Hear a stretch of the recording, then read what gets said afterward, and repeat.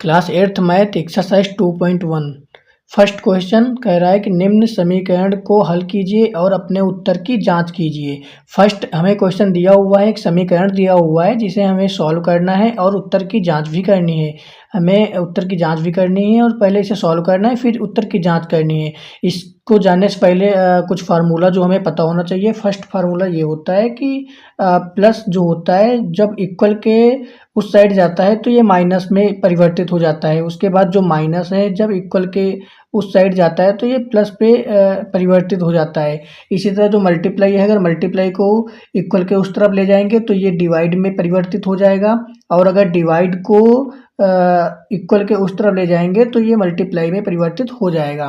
Same condition होती है, positive अगर इक्वल के उस तरफ जाता है तो नेगेटिव हो जाता है, नेगेटिव इक्वल के उस तरफ जाता है तो पॉजिटिव हो जाता है। फिर इसी तरह जो क्रॉस है, मतलब जो ऐड वो मल्टीप्लाई है, मल्टीप्लाई को इक्वल के उस तरफ ले जाएंगे तो डिवाइड हो जाएगा, और डिवाइड को इक्वल के उस तरफ ले जाएंगे तो ये मल्टीप्लाई हो जाएगा।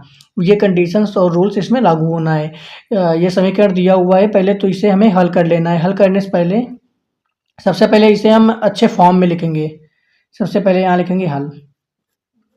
अब इसे हल करने के लिए, इसको एक अच्छे फॉर्म में लिखने के लिए हम सबसे पहले क्या करेंगे, जो नंबर दिया हुआ है, मतलब जो सेम नंबर है, सेम नंबर को हम एक साइड कर लेंगे और अपर नंबर को हम अलग साइड कर लेंगे।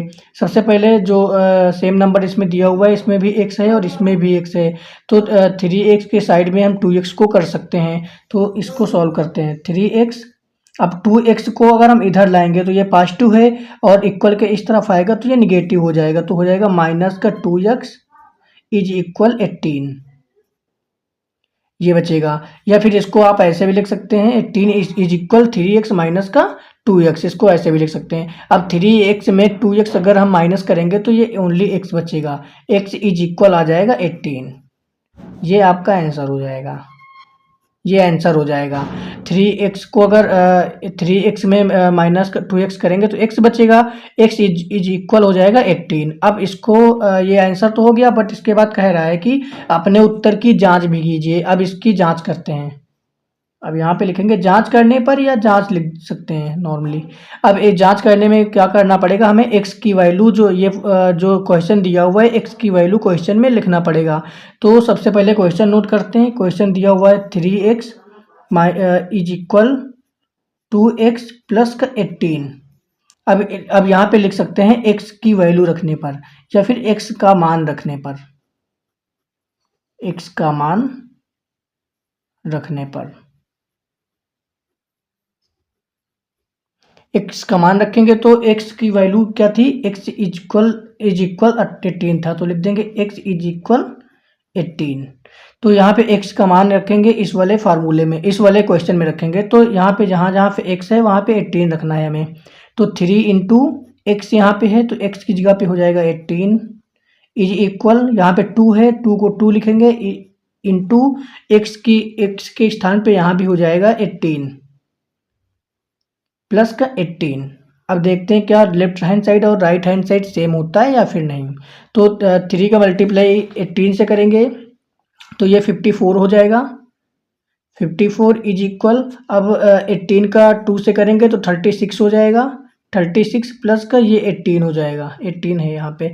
तो अब 54 इज इक्वल, अब 36 में 18 ऐड करेंगे तो ये 54 हो जाएगा। मतलब कि लेफ्ट हैंड साइड बराबर राइट हैंड साइड, इसका मतलब ये आंसर सही है, मतलब इसकी जांच हो गई है, या फिर लिखेंगे स्थापित हो गया है, जांच हो गई है, लिख भी सकते हैं जांच हो गई। या नहीं भी लिखेंगे फिर भी कोई प्रॉब्लम नहीं है, नहीं भी लिखेंगे फिर भी कोई प्रॉब्लम नहीं। इसी तरह क्वेश्चन नंबर सेकेंड सॉल्व करेंगे। इसमें दिया हुआ है 5t माइनस का 3 इज इक्वल 3t माइनस का 5। तो सबसे पहले इसमें भी सेम प्रोसेस वही रहेगा, जो t वाले हैं t की साइड ले आएंगे, जो ओनली नंबर दिया हुआ है वो नंबर की साइड में रख देंगे। सबसे पहले सॉल्व करते हैं, इसको लिखेंगे हल।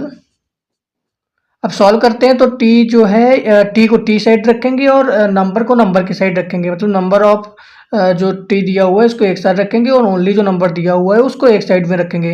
तो 5t को 5t लिखेंगे।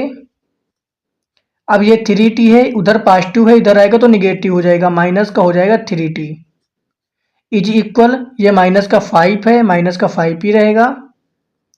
इसके बाद ये माइनस का 3 है, उधर जाएगा तो प्लस का 3 हो जाएगा, ये प्लस का 3 हो जाएगा।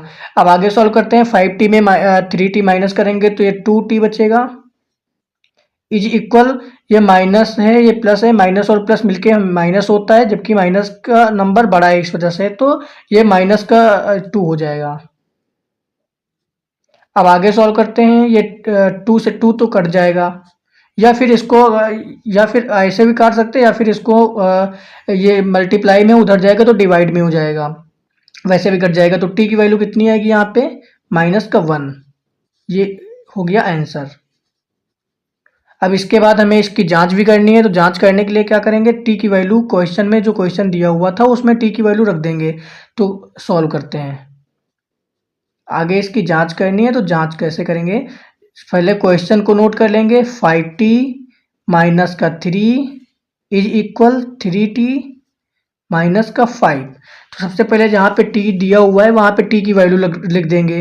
तो 5 इंटू टी की वैल्यू यहाँ पे -1 है, तो 5 माइनस का 1 हो जाएगा, माइनस का 3 हो जाएगा, इज इक्वल 3 की तो 3 रहेगा, टी की वैल्यू -1 है तो इंटू -1 हो जाएगा, माइनस का 5 हो जाएगा।